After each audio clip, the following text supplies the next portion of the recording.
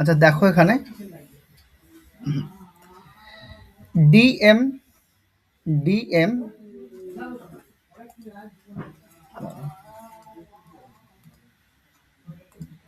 আচ্ছা ডিএমআইএল এর প্রথম সিইও বা সিইও হিসাবে নিযুক্ত হয়েছেন সঞ্জয় জামুয়ার। তিনি ডিএমআইএল এর সিইও হিসাবে যোগদান করেছেন। হ্যাঁ,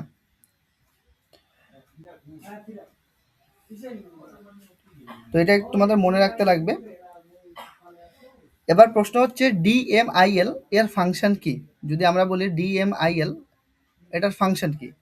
দেখো ডিএমআইএল এর ফাংশন হচ্ছে এটা ভারতের বাইরে বা বিশ্বের অন্যান্য দেশে মেট্রো তৈরির পরামর্শ দেবে এবং সেগুলোকে কিভাবে চালাতে হয় তার দায়িত্ব নেবে। এজন্য ডিএমআইএল তৈরি হয়েছে। এই ডিএমআইএল এর সিইও হচ্ছেন সঞ্জয় জামুয়ার। তিনি এই পদে নিযুক্ত হয়েছেন। তারপরে এটা দেখো খুব ইম্পর্টেন্ট, এটা থেকে কোশ্চেন পরীক্ষা আসে। অমৃত ভারত এক্সপ্রেস অ্যাকচুয়ালি দুটা ট্রেন চালু করা হয়েছে, দুটা রুট চালু করা হয়েছে। কোথার থেকে কোথায় ধ্যান দিয়ে দেখো, এক রুটগুলো আমি আচ্ছা এখানে লেখা আছে। একটা হচ্ছে বেনারস থেকে হাদাপসার, আর ২ নম্বর হচ্ছে অযোধ্যা থেকে মুম্বাই। এখানে দুটা রুট চালু করা হয়েছে। একটা হচ্ছে বেনারস থেকে হাদাপসার, ২ নম্বর রুট হচ্ছে অযোধ্যা থেকে মুম্বাই। এই দুটা রুট চালু করা হয়েছে।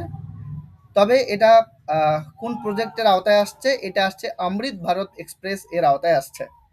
তো মানে কোন স্টেটের সাথে কোন স্টেটকে সংযুক্ত করা হয়েছে? উত্তরপ্রদেশের সাথে মহারাষ্ট্র, এই দুটা স্টেটকে যুক্ত করা হয়েছে। মনে রাখবে, ঠিক আছে? আচ্ছা, এই যে ট্রেনগুলি, এই ট্রেনটার সুবিধা কি? এখানে ডাবল ইঞ্জিনের ট্রেন, ঠিক আছে? সামনে একটা ইঞ্জিন থাকবে, পেছনের দিকে ইঞ্জিন থাকবে। মানে একটা ইঞ্জিন সামনে টেনে নিয়ে যাবে, আরেকটা ইঞ্জিন পিছনে ঠেলবে, অর্থাৎ ফাস্ট যাবে আর কি। এটা এক কথায় এটাকে বলা হয় পুশ পুল প্রযুক্তি বা পুশ পুল টেকনোলজির উপর এটা তৈরি করা হয়েছে। তোমাদের এক্সট্রা কিছু আমি ইনফরমেশন বলে দিই এটা থেকে, তোমরা একটু মনে রাখবা। দাঁড়াও, আফটার মানে পরে। হ্যাঁ, শোনো, ভারতে প্রথম ট্রেন কবে চালু করা হয় বলো তো? এটা বলতে পারা উচিত, এটা কারণ স্ট্যাটিক জিকেতে এই কোশ্চেনটা আসে। প্রথম ট্রেন, ভারতের প্রথম ট্রেন কবে চালু করা হয়? 1853 সালে চালু করা হয়। 1853 সালে। আচ্ছা, 1853 সালে। তার সাথে সাথে তুমি এক কাজ করবে, ডেটটাকেও মনে রাখবেন। হ্যাঁ, 16 এপ্রিল, 16ই এপ্রিল 1853 সালে 16ই এপ্রিল ভারতে প্রথম ট্রেন চালু হয়। কোথা থেকে কোথায় এটা সবাই জানো? বোম্বে থেকে থানে। বোম্বে থেকে থানে চালু করা হয়েছে। বোম্বে থেকে, আচ্ছা থানে, বোম্বে থেকে থানে চালু করা হয়েছে। আচ্ছা, ভারতের দীর্ঘতম রেল রুট কোনটা হবে? ভারতের দীর্ঘতম রেল রুট, ভারতের দীর্ঘতম রেল রুট যদি বলা হয় কি হবে? ভারতের দীর্ঘতম রেল রুট পড়বে হচ্ছে বিবেক এক্সপ্রেস। এই বিবেক এক্সপ্রেস হচ্ছে ভারতের দীর্ঘতম রেল রুটের মধ্য দিয়ে চলাচল করে। কোথা থেকে কোথায়, কোথা থেকে কোথায় যায় কেউ বলতে পারবে? বিবেক এক্সপ্রেস কোথা থেকে কোথায় যায়? এটা হচ্ছে ডিব্রুগড় টু কন্যাকুমারী। ডিব্রুগড় থেকে কন্যাকুমারী, কন্যাকুমারী মানে আসাম থেকে তামিলনাড়ু। আচ্ছা, মনে রাখবে ভারতের প্রথম সেমি হাই স্পিড ট্রেন যদি বলা হয়, ভারতের প্রথম প্রথম ভারতের প্রথম semi high speed train, semi high speed train যদি বলা হয়, ভারতের প্রথম সেমি হাই স্পিড ট্রেন, সেক্ষেত্রে উত্তর হয়ে যাবে বন্দে ভারত। বন্দে ভারত এক্সপ্রেস হচ্ছে ভারতের প্রথম semi high speed train. Vande Bharat express, Vande Bharat express semi high speed train. আচ্ছা, তোমরা এই ডেটাটা মনে রাখবে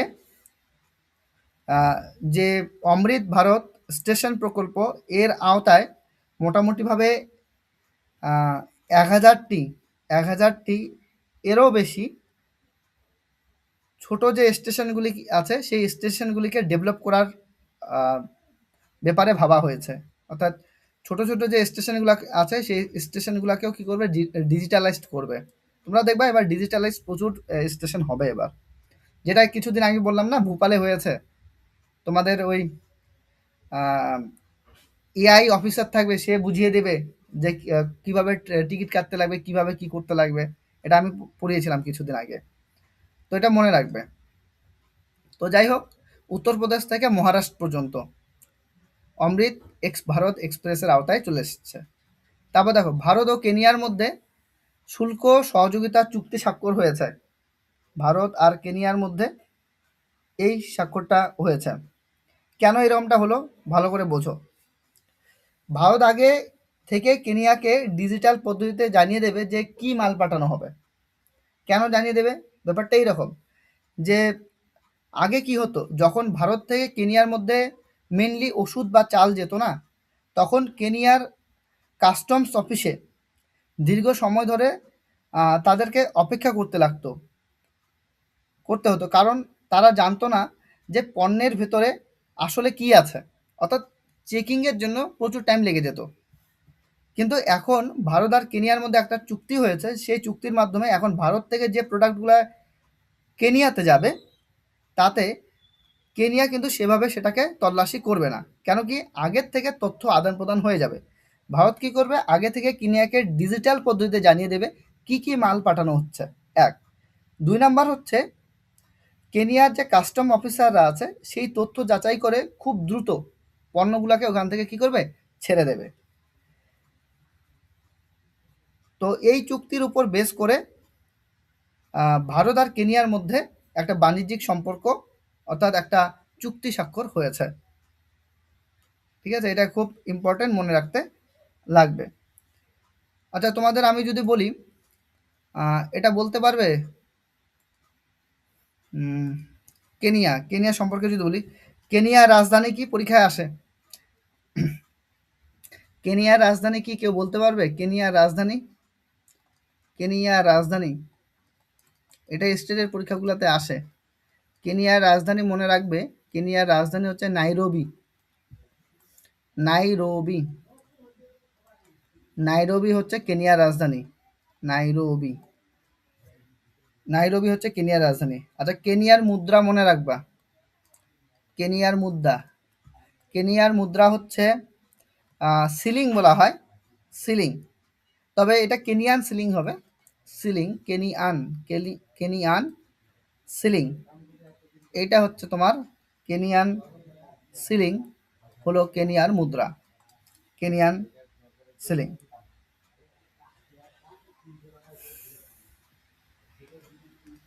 পরে এখানে দেখো, এটা ভালো কোশ্চেন। অন্ধ্রপ্রদেশে ভারতের প্রথম মাশরুম মিশন চালু হলো। অন্ধ্রপ্রদেশে ভারতের প্রথম মাশরুম মিশন চালু হলো। ব্যাপারটা কি রকম, ধ্যান দিয়ে শুনবে। যে ধরো একটা গ্রাম যেখানে অনেক মানুষ বেকার এবং তাদের যে আয়ের উৎস সেটা হচ্ছে ধরো খুব কম। এবার সরকার সেখানে কি বললো যে তোমরা মাশরুম চাষ তাদের শেখানো হবে। মানে মাশরুম চাষ কিভাবে করা হয় সে বিষয়ে প্রশিক্ষণ দেওয়া হবে। দেওয়ার পরে বিভিন্ন যন্ত্রপাতিও সাপ্লাই করা হবে। ঠিক আছে, আর চাষের জন্য যে প্রয়োজনীয় ঘর সেটাকেও বানিয়ে দেওয়া হবে, এবং সেখানে সমস্ত কিছু দেওয়ার পর সেটাকে মাশরুম চাষ করার জন্য উদ্যোগ দেওয়া হচ্ছে, অর্থাৎ ভারত সরকারের কাছ থেকে। সরকার এই কাজে মানে 13,000 কোটি টাকার মতো খরচ করছে। 13,000 কোটি টাকা, অর্থাৎ বিশাল বিনিয়োগ করছে। দেখো, ইন্ডিয়া গভর্নমেন্ট যেটা করছে সেটা হচ্ছে কীরকম বলো তো। তোমাকে হয়তো বিভিন্ন ক্ষেত্রে চাকরি দেওয়া পসিবল না, বাট ওদের একটা ট্রেন্ডিং যাতে কেউ বসে না থাকে, সবার যেন একটা মান্থলি ইনকাম, একটা ফিক্সড ইনকাম থাকে। এই দিকেই কিন্তু আমাদের ইন্ডিয়া এগোচ্ছে বর্তমানে বলতে গেলে, অর্থাৎ অনেক উন্নতির দিকেই এগোচ্ছে। আর সবার পক্ষে তো মানে ওই জব পাওয়া এবং সরকারি জব পাওয়া, প্রাইভেট জব পাওয়া পসিবল না। তাদের ক্ষেত্রে তারা কি করে ইনকাম করবে, তাদের এই পথটা কিন্তু ভারত সরকার দেখিয়ে দিচ্ছে। তো সেই হিসাবে 13,000 কোটি টাকার মতো মাশরুম মিশন চালু করে দিয়েছে। কোথায়?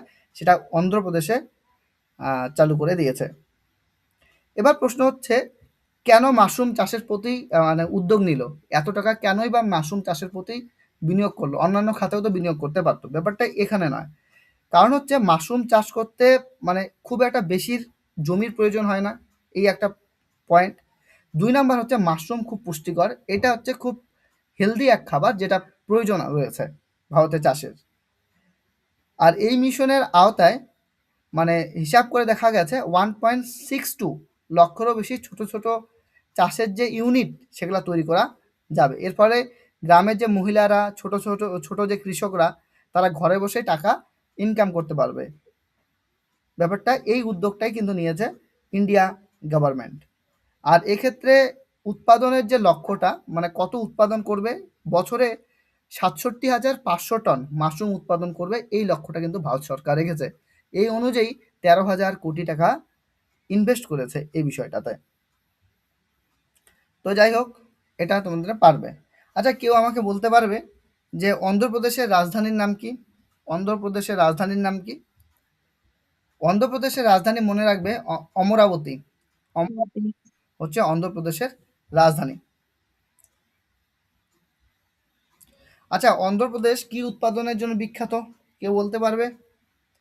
মনে রাখবে অন্ধ্রপ্রদেশ হচ্ছে লঙ্কা উৎপাদনের জন্য বিখ্যাত। লঙ্কা, লঙ্কা উৎপাদনের জন্য বিখ্যাত হচ্ছে অন্ধ্রপ্রদেশ। লঙ্কা উৎপাদনের জন্য, কি উৎপাদনের জন্য?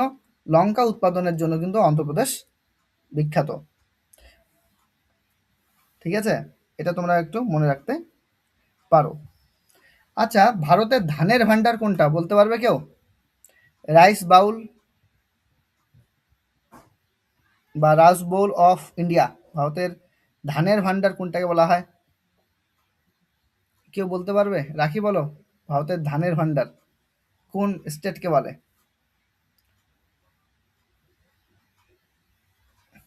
ধানের ভান্ডার কোন স্টেটকে বলে বলো? অন্ধ্রপ্রদেশ। হ্যাঁ, অন্ধ্রপ্রদেশকে ধানের ভান্ডার বলে, রাইস বোল অফ ইন্ডিয়া। এটা একটু মনে রাখবা।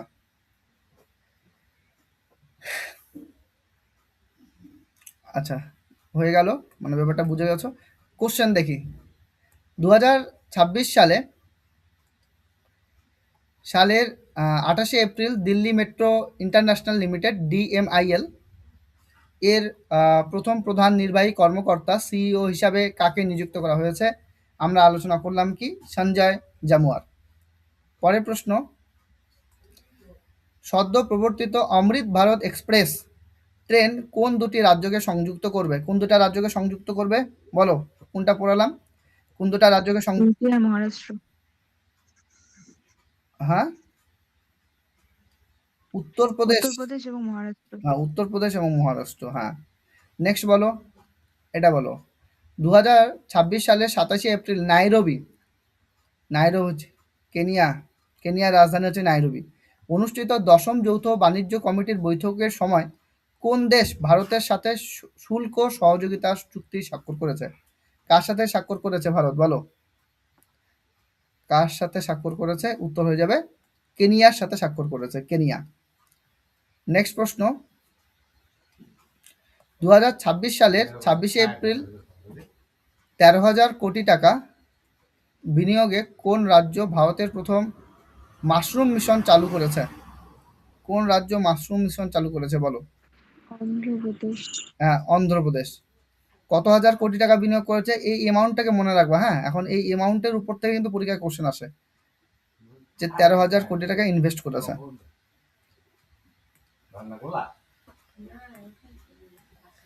আচ্ছা, নেক্সট দেখো, রাস্তা থেকে মনটা কথা 2-3 দিনের মধ্যে গল্প বলছি। আচ্ছা,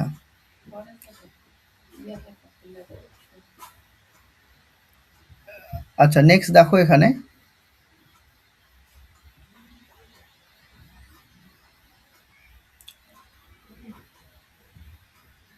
কোনটা পড়াচ্ছিলাম? আচ্ছা, Dilip Kumar, CVO SAIL, Dilip Kumar CVO SAIL. দেখো, 2026 সালের 27শে April steel authority India limited অর্থাৎ SAIL steel authority India limited অর্থাৎ শেল এর চিফ ভিজিলেন্স অফিসার হিসাবে দিলীপ কুমার দায়িত্ব গ্রহণ করেছেন। অর্থাৎ এটা হচ্ছে অ্যাপয়েন্টমেন্টের থেকে কোশ্চেন। আচ্ছা, সেলের পুরো নামটা মনে রাখবে, এটা অনেক সময় প্রয়োজন রয়েছে। Steel authority of India limited. Steel authority of India limited, এটা হচ্ছে সেলের পুরো নাম। Steel authority of India limited, SAIL. এটা পুরো নামটা মনে রাখবে, হ্যাঁ। Steel authority of India limited, পরীক্ষা কিন্তু অনেক সময় এই শেলের পুরো নামটা আসে। এবার শেল কবে প্রতিষ্ঠা হয়েছে, এই যে সংস্থাটা শেল, এটা কবে প্রতিষ্ঠা হয়েছে সেটাও জানা তোমাদের জন্য ইম্পর্টেন্ট, কারণ স্ট্যাটিক জিকেতে এগুলা থেকে কোশ্চেন আসে। এটা হচ্ছে 19th জানুয়ারি। ডেটটা মনে না রাখলেও চলবে, মানে ডেটা মনে না রাখলেও চলবে, কিন্তু ফাইনালি তোমাকে সালটা মনে রাখতে লাগবে। 1954 শেল প্রতিষ্ঠা হয়েছে। শেলের যে হেডকোয়ার্টার অর্থাৎ সদর দপ্তর, শেলের হেডকোয়ার্টার বা সদর দপ্তর হচ্ছে নিউ দিল্লি। এটা হচ্ছে শেলের সদর দপ্তর বা হেডকোয়ার্টার। বর্তমানে শেল এটা হচ্ছে একটা মহারত্না কোম্পানির মধ্যে পড়ছে। মহারত্না কোম্পানি। কেন এটা আমি পড়াচ্ছি, ব্যাপারটা এরকম যে অনেক সময় পরীক্ষা এই ধরনের আসে, নিম্নলিখিত কোনটি মহারত্না কোম্পানির মধ্যে পড়বে। তো শুধুমাত্র শেল যে মহারত্না কোম্পানির মধ্যে পড়ে না, এই মিনি রত্না, মহারত্না, ঠিক আছে, এই কোম্পানিগুলো তোমাদের পড়তে লাগবে, এই লিস্টটা তোমাদের পড়তে লাগবে। এটা কিন্তু চেঞ্জ হতে থাকে, ঠিক আছে।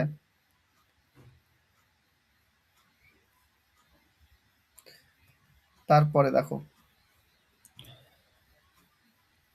2026 সালের 25শে এপ্রিল পুদুচেরিতে কোস্টগার্ড ডিস্ট্রিক্ট হেডকোয়ার্টার্স নাম্বার 13 এর ওটিএম অ্যাডমিনিস্ট্রেটিভ যে কমপ্লেক্স আছে, এই একটা administrative complex, OTM administrative complex, যেটা পুদুচেরিতে রয়েছে, এটার এটার উদ্বোধন করলেন পরমেশ শিব মানি। কে উদ্বোধন করেছে? পরমেশ শিব মানি। মনে রাখবা, নামটা এখানে লিখে নাই, এটা নামটা হবে পরমেশ শিব মানি। কি উদ্বোধন করেছে? পরমেশ পরমেশ শিব মানি। পরমেশ শিব মানি পরমেশ শিব মানি তিনি উদ্বোধন করেছেন। প্রশ্ন হচ্ছে, এই যে ওটিএম অ্যাডমিনিস্ট্রেটিভ যে কমপ্লেক্স, এটা অ্যাকচুয়ালি আদৌ কি? ব্যাপারটাকে ধ্যান দিয়ে শোনো। দেখো, অনেক সময় কি হয়, সমুদ্রের মাঝখানে একটা জাহাজ অনেক সময় বিপদে পড়ে যায়, বা সেখানে কোনো জরুরি সাহায্যের প্রয়োজন হতে পারে। এই ধরনের উদ্ধার কাজ চালানোর জন্য উপকূলবর্তী এলাকায় একটা কন্ট্রোল রুম বা মাস্টার অফিস থাকা খুব দরকার। সেখান থেকে যাতে সমস্ত কিছু কি করা যায়, তদারকি করা যায়। তো ওটিএম কমপ্লেক্স এটা হলো এই ধরনেরই একটা মাস্টার হাব, যেখান থেকে কন্ট্রোল করা যাবে যে সমুদ্রের মাঝখানে কোনো জাহাজের কোনো বিপদ ঘটেছে কিনা, ঠিক আছে। এই একটা কমপ্লেক্স হয়েছে। আর এই কমপ্লেক্সের কি বললাম, কে উদ্বোধন করলো? পরমেশ শিবমানি। মনে রাখবে, পরমেশ শিবমানি এটাকে উদ্বোধন করেছে। তো এটা হয়ে গেল, এটা পড়ালাম। তারপর দেখো 2026 সালের 27শে এপ্রিল 2026 সালের 27শে এপ্রিল 2026 সালের 27শে April state of coaching in Indian PSE, অর্থাৎ state coaching in India PSE শীর্ষক একটা গবেষণা চালু করেছে, যেটা স্কোপের সাথে অংশীদারিত্ব করেছে। সেটা কি? সেটা হচ্ছে আইসিএফ। কে করেছে? সেটা করেছে আইসিএফ। ব্যাপারটা কি? ব্যাপারটাকে ধ্যান দিয়ে শোনো, তাহলে বুঝতে পারবে। ধরো একটা বড় ক্রিকেট টিম খুব ভালো খেলছে, কিন্তু তাদের খেলোয়াড়দের মানসিক শক্তি বৃদ্ধি এবং নেতৃত্বের দক্ষতা বাড়ানোর জন্য কি একজন বিশেষ কোচের প্রয়োজন। ঠিক একই রকমভাবে যে এই যে একটা গবেষণা, এই গবেষণার মাধ্যমে দেখা যাবে ভারতের বড় যে সরকারি যে সংস্থাগুলো আছে, যেমন একটু আগে আমরা সেল পড়লাম, সেটা এনটিপিসি হতে পারে। এনটিপিসি মানে হচ্ছে national thermal power corporation, ONGC. এই যে বড় যে কোম্পানিগুলি আছে, সেই কোম্পানির যে কর্মকর্তা, তাদের শেখানোর প্রয়োজন, অর্থাৎ তাদেরকে কোচিং দেওয়ার যে ব্যবস্থাটা সেটা করা হচ্ছে। এইটার মাধ্যমে ভারতীয় কোচিংয়ের উপর গবেষণা চালু করছে স্কোপ। অর্থাৎ মোট কথায় এক কথায় তোমরা মনে রাখো যে স্কোপ আর হচ্ছে আইসিএফ এরা একটা আরেকটার সাথে হাত মিলিয়েছে। এদের কাজ হচ্ছে বড় যে কোম্পানিগুলি আছে, সেই কোম্পানিগুলির বড় যে কর্মকর্তা আছে, তাদেরকে কোচিং দেওয়া। এক কথায় বললে এতটুকুই মনে রাখলেই চলবে। তাহলে কার সাথে কে পার্টনারশিপে জয়েন করেছে? স্কোপের সাথে আইসিএফ পার্টনারশিপে জয়েন করেছে। এখন প্রশ্ন হচ্ছে স্কোপের পুরো নাম কি? স্কোপের পুরো নামটা আমি বলে দিচ্ছি, শোনো। স্কোপ এর পুরো নাম, স্কোপ স্কোপ এর পুরো নাম, স্কোপের পুরো নাম হচ্ছে standing conference of public enterprises. কি বললাম? Standing standing conference conference of public enterprises enterprises. এর সাথে কে হাত মিলিয়েছে? এর সাথে হাত মিলিয়েছে হচ্ছে আইসিএফ।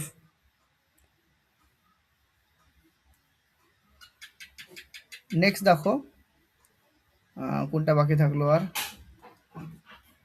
এটা বলে দিলাম, এটা বলে দিলাম।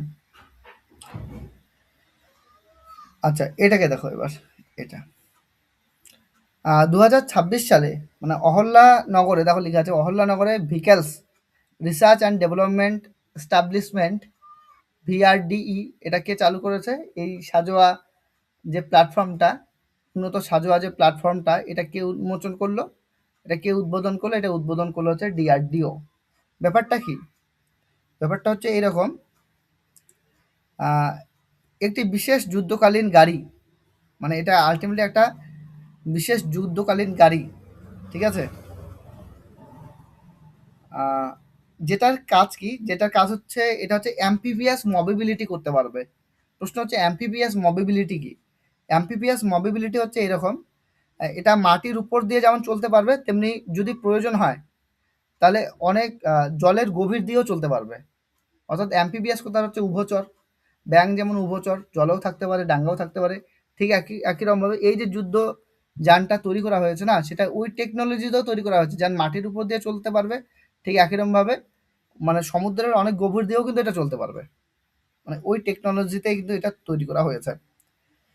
অবশ্য এই টেকনোলজির যে কনসেপ্টটা, এটা নেওয়া হয়েছে রাশিয়া আর ইউক্রেনের যে যুদ্ধটা কিছুদিন আগে হয়ে গেল, তাতে এই ধরনের যুদ্ধ জাহাজ কিন্তু ব্যবহার হয়েছে। ওই টেকনোলজিকেই কাজে লাগিয়ে ডিআরডিও কিন্তু এটা তৈরি করেছে। ওখানে তো এই ধরনের যুদ্ধ জাহাজ কিন্তু ইউজ হয়েছে রাশিয়া ইউক্রেন ওয়ারের মধ্যে। তো যাই হোক, এটা তোমরা মনে রাখবে। আচ্ছা, ডিআরডিওর পুরো নাম তোমরা জানো? Defence research and development organisation, অনেকে জানো। প্রতিষ্ঠা কবে হয়েছে ডিআরডিও? এটা 1958, মনে রাখবা কততে? 1958 এটাতে ডিআরডিও প্রতিষ্ঠা হয়েছে। আচ্ছা, ডিআরডিওর মোটো কি জানো? মোটো হচ্ছে বলস্য মূলং বিজ্ঞানাম। এটা একটু মনে রাখবো, বলস্য মূলং বিজ্ঞানাম। কারণ এটা আমি একটা পরীক্ষায় পেয়েছি যে ডিআরডিওর যে মোটো সেটা কি? বলস্য, কি বললাম? বলস্য মূলং বিজ্ঞানাম, মানে এক কথায় শক্তির উৎস হলো বিজ্ঞান। শক্তির উৎস হলো বিজ্ঞান, এটা মনে রাখতে লাগবে। আচ্ছা, নেক্সট হচ্ছে তোমাদের এটা করো। মুম্বাইতে ভারতের প্রথম marine blasting and painting skill centre স্থাপনের জন্য ন্যাশ, যেটা ইন্টারন্যাশনাল ইন্ডিয়া সেকশনের সাথে একটা টেকনিক্যাল চুক্তি স্বাক্ষর করেছে। বিষয়টা কি? বিষয়টা এরকম, ধরো যে সমুদ্রের নোনা জলে একটি লোহার জাহাজ দিনের পর দিন যদি থাকে, তাহলে তাতে কি খুব দ্রুত সেখানে কি রাস্ট বা মরচে পড়ে যেতে পারে কিনা?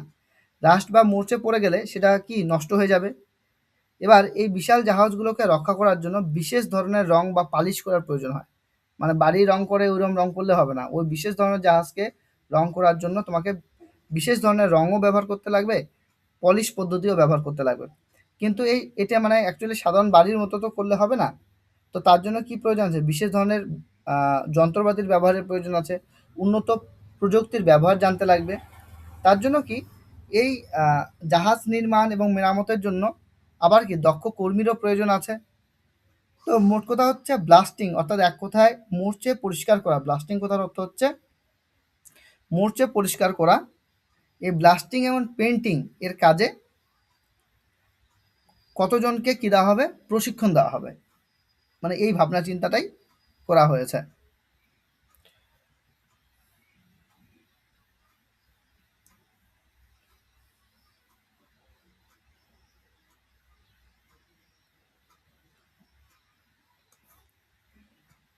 তারপর দেখো কোকাকোলারটা দেখো, ইনভেস্ট ইউপি মৌ, ইনভেস্ট ইউপি মৌ, ইনভেস্ট ইউপি মৌ, আর হচ্ছে কোকাকোলা। কোকাকোলা একটা বড় কোম্পানি, হ্যাঁ। এটা কি করেছে? উত্তরপ্রদেশ অর্থাৎ ইউপি এর সাথে বন্ধুত্বের হাত বাড়িয়ে দিয়েছে। তাদের লক্ষ্য হচ্ছে রাজ্যের যে পরিবেশ এবং সাধারণ মানুষের উপকার করা এবং কর্মসংস্থান বৃদ্ধি করা, এই হচ্ছে তাদের প্রধান লক্ষ্য রয়েছে। তাহলে কার সাথে কে যুক্ত হয়েছে? ইউপি। তারা ইনভেস্ট ইউপি বলে একটা সংস্থা আছে, সেই সংস্থার সাথে কোকাকোলা যুক্ত হয়েছে। কারণ কি? রাজ্যের বিভিন্ন পরিবেশগত বিষয়গুলোকে তারা দেখবে এই বিষয়ে। আচ্ছা বলো তো, ভারতের এই জিনিসটা কেউ বলতে পারবে?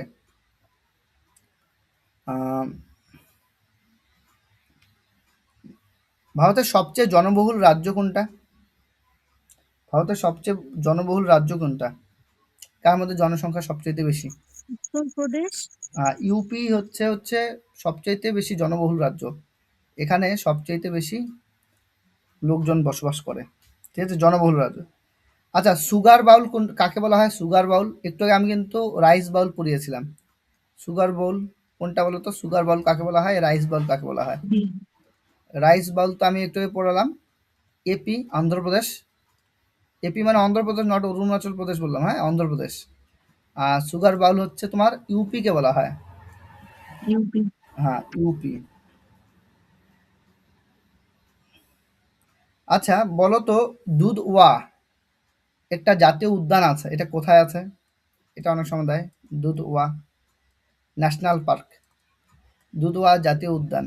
উত্তরপ্রদেশ। হ্যাঁ, এটাও ইউপিতে আছে, দুধওয়া জাতীয় উদ্যান। এগুলা কিন্তু তোমরা যখন প্র্যাকটিস সেট করবে না, যেগুলো আমি বলছি এগুলো কিন্তু প্র্যাকটিস সেটের মধ্যে মানে অনেকবার পাওয়া যায়। তো দুধওয়া জাতীয় উদ্যান এটা হয়েছে ইউপিতে রয়েছে। তো যাই হোক, কোশ্চেন একটু করাই তাহলে হয়ে যাবে। হয়ে গেল, এদিকে যাচ্ছে কেন? কোশ্চেনগুলো হয়ে গেল। হ্যাঁ বলো, ফটাফট উত্তর বলবে, হ্যাঁ, তাড়াতাড়ি শেষ করি, জিকে করাবো। বলো এটার উত্তর বলো। 2026 সালের 27 April steel authority of India limited SAIL এর চিফ ভিজিল্যান্স অফিসার সিভিও হিসাবে কাকে দায়িত্ব গ্রহণ করা হয়েছে? কে পেয়েছে দায়িত্ব বলো? দিলীপ দিলীপ কুমার। দিলীপ কুমার। পরের প্রশ্নটার উত্তর বলো। 2026 সালের 25 এপ্রিল পুদুচেরিতে কোস্ট গার্ড ডিস্ট্রিক্ট হেডকোয়ার্টার্স 13 এ ওটিএম প্রশাসনিক কমপ্লেক্সকে উদ্বোধন করেছে? পরমেশ ওই যে পরমেশ মানি। শীতমানি। নেক্সট বলো এটা। 2026 সালের 27 April state of coaching in Indian PSE, state of coaching in Indian PSE শীর্ষক গবেষণাটি চালু করতে কোন সংস্থা স্কোপের সাথে কে অংশীদারিত্ব করেছে? স্কোপের সাথে কে অংশীদারিত্ব করেছে? Nash, ICF. আইসিএফ। ন্যাশ কেন বলছে? আইসিএফ। পরে এটা বলো। 2026 সালের 25শে এপ্রিল অহল্যানগরে vehicles research and development establishment কোন সংস্থা উন্নত সাজোয়া প্ল্যাটফর্ম হ্যাঁ উন্মোচন করেছে? উন্নত সাজোয়া প্ল্যাটফর্ম কে করেছে? সেটা ডিআরডিও। ডিআরডিও করলো। পরে বলো, মুম্বাইতে ভারতের প্রথম marine blasting and painting skill. আচ্ছা, marine blasting and painting skill মানে হচ্ছে কিছুই না, মানে পুরনো যে জাহাজগুলি আছে যেগুলো নষ্ট হয়ে গেছে তাদেরকে রং করে মেরামত করে নতুন করা। তো সেটা তো স্কিল, যদি কোনো স্কিল্ড লেবার না হয় তাহলে তো হবে না। তার জন্য ওরা স্কিল্ড লেবার তৈরি করবে। তার জন্য কার সাথে কে সমঝোতা চুক্তি স্বাক্ষর করেছে? কোন সংস্থা? ন্যাশ ইন্টারন্যাশনাল ইন্ডিয়া সেকশনের সাথে একটি কৌশলগত চুক্তি স্বাক্ষর করেছে। এটা উত্তর হবে মাজাগন ডক শিপইয়ার্ড লিমিটেড। হ্যাঁ, মাজাগন ডক শিপইয়ার্ড লিমিটেড। তার সাথে যুক্ত হয়েছে কে? তার সাথে যুক্ত হয়েছে ন্যাশ। এরা দুজন মিলে যুক্ত হয়ে ওই ধরনের দক্ষ কর্মী দিকে ধ্যান দিয়েছে। পরে দেখো, এটা বলো, 2026 সালের 14 এপ্রিল কোকা কোলা ইন্ডিয়া কোন রাজ্য সরকারের অধীনে ইনভেস্ট ইউপি এর সাথে 3 বছরের একটি সমঝোতা স্বাক্ষর করেছে? কার সাথে করেছে বলো? উত্তরপ্রদেশের সাথে করেছে। তো এত দূরই হলো আমাদের কারেন্ট অ্যাফেয়ার্স।